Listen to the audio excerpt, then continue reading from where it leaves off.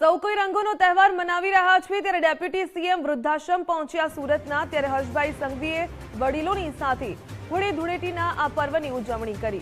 વૃદ્ધાશ્રમના વડીલોને પરિવારની હૂંફ આપી તેમને ગુલાલ બધા જ યુવાનોના આખા જીવનમાં હોળીને ધૂળેટીના દિવસે જેટલા રંગ પોતાના શરીર પર હોય છે એવા જ ખુશીઓના રંગ એમના આખા જીવનમાં એમને અનેક સમસ્યાઓનો બી નિકાલ આવે અને એમના જીવનમાં આ જ પ્રકારના રંગો જોડે એમનું જીવન ખુશખુશાલ રહે તેવા આશીર્વાદ લીધા છે।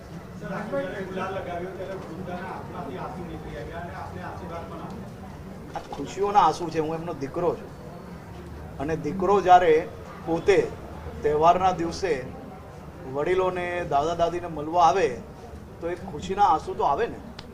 અને હું આ બધા વડીલોનો દીકરો છું અને વર્ષે અનેક વાર તહેવારોમાં હું એમને અહીંયા મળવા આવતો હોઉં છું અને આ મારા જ વડીલો છે અને આ વડીલોની જવાબદારી એ મારી આપની સૌની છે। આજે તમે જુઓ કે એક ઘરમાં પરિવારની અંદર કેટલા દીકરા દીકરી હોળી ધૂળેટી રમાડવા આવે। આજે તમે અહીંયા જુઓ કેટલાય લોકોએ આ વડીલો જોડે આજે હોળી ધૂળેટી રમી છે।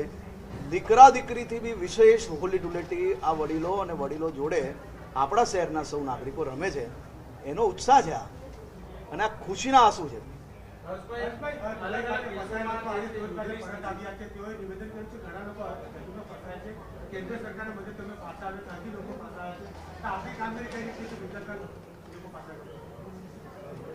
આ પ્રકારની વિકટ પરિસ્થિતિમાં ભારત પહેલું દેશ છે જેમને બધી જ વ્યવસ્થાઓ થકી આપણા નાગરિકોને પાછા લાવવાની વ્યવસ્થાઓ કરવામાં આવે છે। દેશના લોકપ્રિય પ્રધાનમંત્રી આદરણીય શ્રી નરેન્દ્રભાઈ મોદીજી અને આપણે આ પહેલી વાર નહીં, યુક્રેનમાં બી આપણે જોયું છે કે મોદી સાહેબે જે પ્રકારે વાતચીત કરીને યુદ્ધ રોકાવીને આપણા દેશના યુવાનોને પાછા લાવવાનું કાર્ય કર્યું હતું અને જે પ્રકારે હાલમાં બી આવી વિકટ પરિસ્થિતિમાં બી બધા જ લોકોને મદદ કઈ રીતે પહોંચે તે માટે ભારત સરકારના સૂચન પ્રમાણે કામગીરી ચાલુ છે।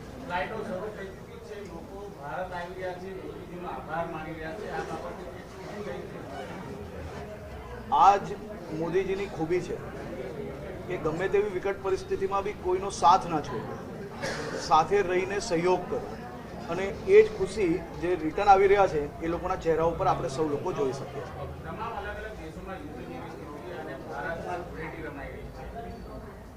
હોળી અને ધૂળેટી એ આપણી પ્રાચીન પરંપરા છે અને આજે આપ સૌ લોકો બી પોતપોતાના મિત્રો જોડે પરિવારજનો જોડે હોળીનો તહેવાર બનાવી રહ્યા છો। આપ સૌ લોકોને હું હોળીની ખૂબ ખૂબ શુભકામનાઓ।